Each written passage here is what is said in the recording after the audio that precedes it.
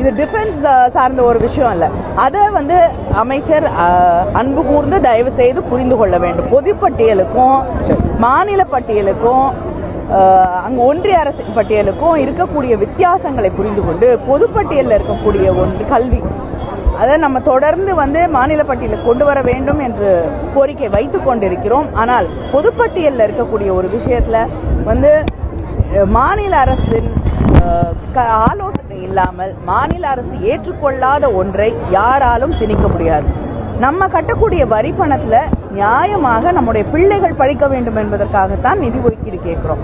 அதை மறுக்கிறதுக்கு அவங்களுக்கு எந்த உரிமையும் கிடையாது. மொழி கொள்கை என்பது தமிழ்நாட்டு மக்கள் ரத்தம் சிந்தி பெற்றிருக்கக்கூடிய உரிமை. அதை அவங்க நம்ம மேல மாத்துறதுக்கான அந்த உரிமை அவர்களுக்கு கிடையாது.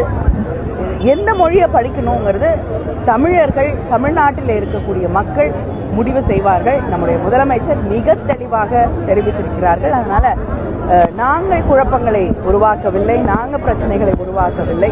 அவர்கள்தான் சரியாக புரிதல் இன்றி பல பிரச்சனைகளை புதிதாக உருவாக்குகிறார்கள்.